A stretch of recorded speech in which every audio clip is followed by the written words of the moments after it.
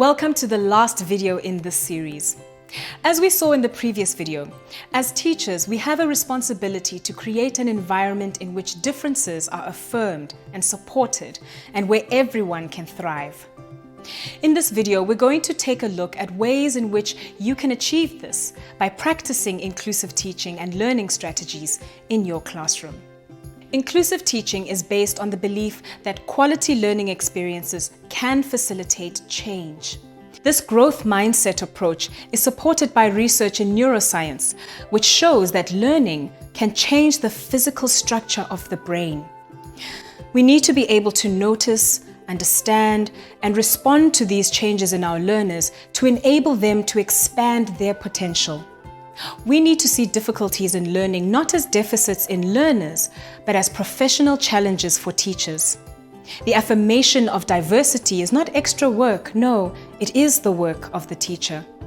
Your job is to ensure that all learners are actively engaged and being supported in their learning. It is not for learners to fit themselves into a narrowly prescriptive, one-size-fits-all way of learning. A number of inclusive pedagogical strategies work together to make one integrated inclusive system for teaching and learning.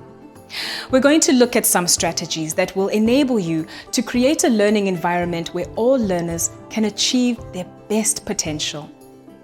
The term learning environment is used broadly and includes the physical space, the resources and teaching methods used, the cultural context, and the educational approach. It is important to create a safe, welcoming classroom where every child is able to learn and develop in their own way and feel equally valued for their contribution. The way you make your learners feel in your class directly affects the way that they learn. Thinking about the classroom as a community is a major part of creating an inclusive learning environment.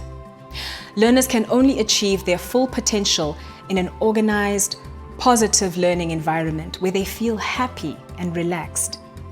Setting up your classroom with this sense of community now will make a positive contribution to society in the future. As well as affirming diversity, it places importance on the Ubuntu belief that we are all interdependent. I am because you are. Your attitude towards the different learners in your class will rub off on them. If you actively model and promote the belief that each child is valuable and affirm each child's individual strengths without any judgment or bias, you will teach this accepting attitude to your whole class. The physical environment of your classroom contributes greatly to your learners' ability to learn. Ensure that your learners can move, interact, and engage in all learning opportunities. Arrange your room so that you can have eye contact with all of your learners. Make sure that each learner is able to see the board. Ensure that learners can easily reach materials they need and all areas of the classroom. Ensure your room is clean and organized. Also bear in mind that learners with specific learning needs may require particular placement in the classroom. For example, in a large class, a hearing-impaired child or one who struggles to concentrate may find it difficult to focus if seated at the back of the room. Traditional discipline practices, which are still common in South African schools, begin from a view of behavioral problems as a problem with particular learners, the medical model, rather than considering larger contextual issues, such as the curriculum and teaching methods, the social model. The use of threats, punishments, and rewards may result in learners' temporary obedience, but it is not effective for creating a warm, caring, and respectful learning community. Positive discipline is an alternative approach that promotes learners' self-control, teaches them responsibility, helps them make thoughtful choices, and improves their self-esteem. Affirming diversity means promoting diversity as a normal and positive part of everyday life in your classroom. Doing this increases the level of understanding we have of each other, both in terms of the richness of our differences and the things that we share as human beings. Ways of affirming diversity include encouraging learners to tell each other about their lives and celebrating diversity, and incorporating indigenous knowledge systems into your lessons. By having a voice in decision-making about classroom and school values, behaviors, and physical environments and routines, learners contribute to achieving a productive, purposeful, and harmonious working and learning atmosphere. Cooperative learning encourages pro-social skills such as empathy, respect, and support for other learners and social needs. This section introduces you to teaching and learning strategies you can use to make your teaching more inclusive. Once you have explored these strategies in detail, you should then be able to plan lessons that take diverse learner needs into account and offer rich opportunities for all learners to achieve success in learning. Learning outcomes or objectives reflect your hopes for how a lesson will go. They help you to clarify for yourself and communicate to learners. In construction, a scaffold is a temporary structure that is erected around an unfinished building, supporting the structure until it is sufficiently stable to stand on its own. Scaffolding in teaching is similar to this. Instructional scaffolds are the temporary support structures that teachers put in place to help learners in mastering new tasks and concepts that they can't master on their own. The teacher builds supports based on what learners already know as new skills and concepts are introduced. As they work on tasks, learners become less dependent on these support structures. The responsibility for learning shifts from the teacher to the learner. The South African National Curriculum Statement, CAPS, is quite clear that while all schools are required to offer the same curriculum to learners, in order to support all learners fully through the learning process, they must ensure variations in modes of delivery and assessment processes. These variations require teachers to develop strategies for differentiating teaching and learning. These strategies are commonly referred to as differentiation. Teachers need to consider the different ways learners are able to process and apply information, the way they make meaning from it, and plan teaching and learning with these in mind. This means that you need to be very flexible in adapting to the learner's needs. In a traditional teacher-centered approach to learning, the teacher controls what learners learn and when, where, how, and at what pace they learn. This approach is outdated and has been shown to be ineffective.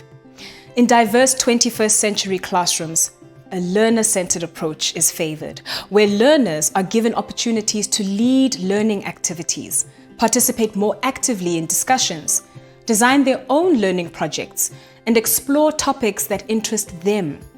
The teacher is the facilitator of learning in the classroom. Peer learning, cooperative learning, and group work can be used to achieve a more effective learner-centered classroom. As a teacher, you need to find out what your learners already know and think, because new learning will only stick if it's added to existing learning. Before you start a new topic with the class, try and asking them what they already know. Their answers will give you an idea of the level of learners' existing knowledge, whether they have any misconceptions that need addressing, and what they are interested in. You can use this information to design learning experiences that help them understand concepts through concrete examples that they are familiar with.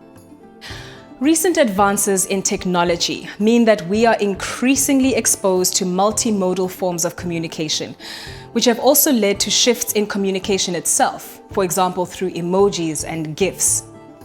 As teachers of learners who are growing up with this ever-growing exposure to increasingly more sophisticated multimodal forms of communication, your use of multimodal approaches in the classroom is important, especially as a way of maintaining learners' interest and attention, among other benefits. A multisensory approach means giving learners the opportunity to use more than one of their senses in the learning process. Traditionally, teachers focused on two of the senses, sight and hearing. Learners read text, sight, and listened to the teacher, hearing. Multisensory teaching encourages opportunities to add movement and feeling in order to form connections and learn concepts, and to use more than 1 sense at a time. Assessment for Learning, AFL, is primarily concerned with supporting learning and therefore focuses more on the progress than the end assessment, whether this is at the end of the week, term, or year. AFL is a collaborative process between the teacher and the learner and involves the learner in identifying what they already know and enables them to take an active part in their own assessment. In this final video, we have explored some of the strategies that can help teachers meet the needs of every learner by affirming diversity, creating positive classroom community, collaborating with learners to provide an education that is learner-centered, offering guidance through encouragement and positive discipline, and implementing effective teaching methods with empathy, support, and respect. Inclusive education is a system that aims to realize every child's right to quality education. We hope that these videos were helpful in clarifying some key concepts in inclusive education.